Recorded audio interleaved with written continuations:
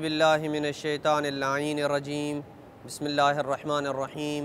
व सल्लल्लाहु अला मुहम्मदिन व आलि बैतिहि अत्तय्यबीन अत्ताहिरीन अल-मासूमीन।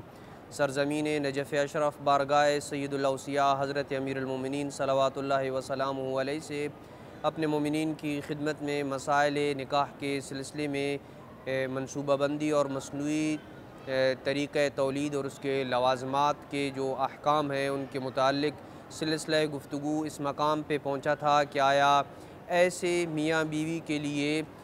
यूँ मसनूई हमल का सहारा लेना जायज़ है जिन्हें अफ़ज़ाइश नस्ल या तौलीद में ताख़ीर का सामना हो। यानी वो मियाँ बीवी जिनकी अफ़ज़ाइश नस्ल ताख़ीर से हो या उनके यहाँ बच्चों की विलादत जो है वो ताख़ीर से हो, तो क्या वो यूँ मसनूई हमल का सहारा ले सकते हैं कि मर्द के मादे मनविया को अलग करके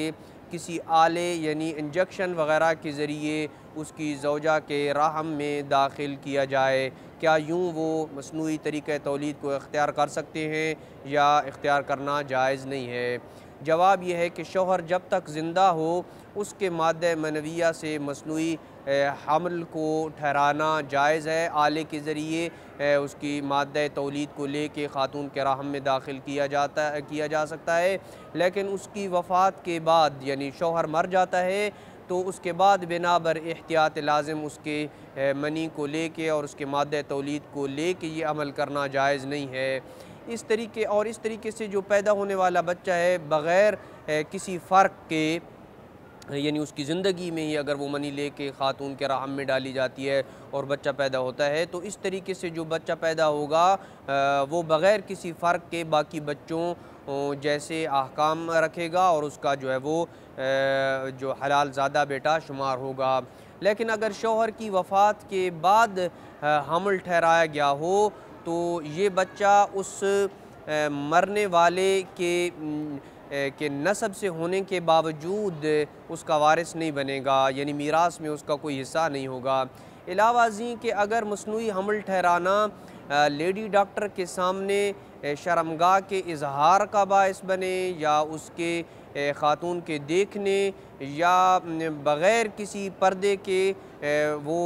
छूने के ऊपर ये अमल मौकूफ़ हो कि वो लेडी डॉक्टर जो है वो उसकी शर्मगाह को छूती हो और उसके ऊपर ये अमल मौकूफ़ है, तो शौहर के अलावा किसी के लिए ये अमल अंजाम देना जायज़ नहीं है कि यह अमल जायज़ हो। हाँ, अलबत्ता शौहर जो है वो ये अमल अंजाम दे सकता है, लेकिन अगर उस ख़ातून के लिए उस अमल के बग़ैर हमल मुश्किल हो, यानी अगर ये अमल इख्तियार ना करें और हमल इसके बग़ैर ठहराना मुश्किल हो और अफ़ज़ाइश नस्ल के ना होने पे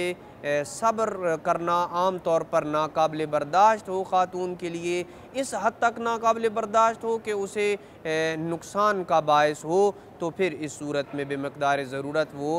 डॉक्टर के सामने अपनी शर्मगाह को ज़ाहिर कर सकती है और जो है वो डॉक्टर भी उसे छू सकता है और बेमक़दार ज़रूरत देख सकता है। सवाल ये पैदा होता है कि आया मर्द के मादे मनविया और औरत के और ख़ातून के तुख़्म जो एग्ज़ हैं को किसी दूसरी औरत के रहम में रखना जायज़ है या जायज़ नहीं है? जवाब यह है कि अगर मर्द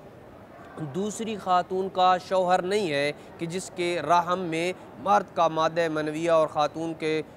तुख़्म और एग्ज़ को रखा जा रहा है, अगर दूसरी ख़ातून का वो शौहर नहीं है वो मर्द, तो दूसरी ख़ातून के लिए उस मर्द के मादे मनविया को अपनी शर्मगाह में दाखिल करना ये जायज़ नहीं है। सवाल ये पैदा होता है कि अगर रहम से बाहर नुतफ़ा और तुख़्म के मिलाप से यानी एग्ज़ के मिलाप से मसनूई हमल ठहर जाए, तो ये जानते हुए कि ये रहम से बाहर हमल ठहराया गया है, क्या उस हमल को ज़ाया करना और सिकत करना जायज़ है या जायज़ नहीं है? जवाब यह है कि जायज़ है अगर रहम के बाहर वो नुतफ़ा और तुख़्म का मिलाप करके मसनूई हमल ठहराया गया है। तो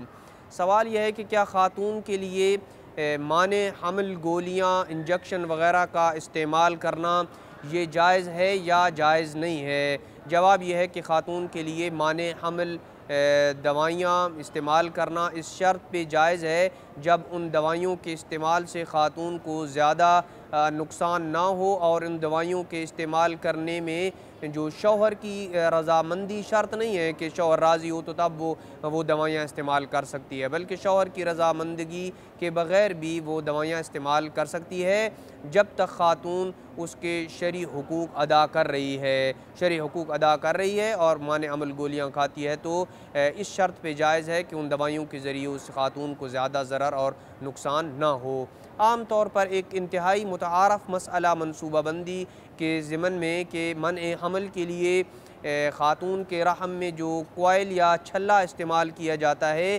ताकि हमल न ठहरे, तो क्या इस किस्म का कोयल या छल्ला रखना ये जायज़ है या जायज़ नहीं है? जवाब ये है कि अगर कोयल या छल्ला हमल ठहर जाने के बाद उसे ज़ाया कर दे, यानी पहले यानी उस किस्म का कोयल है कि हमल पहले ठहरता है और फिर ये छल्ला या कोयल उसको ज़ाया कर देता है, तो बिनाबर एहतियात लाज़िम इसका इस्तेमाल जायज़ नहीं होगा। लेकिन अगर मादे मनविया को औरत के रहम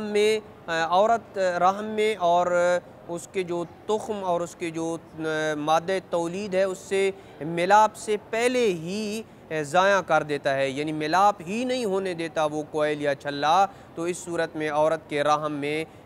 जो है वो इस किस्म का कोयल या छल्ला रखने में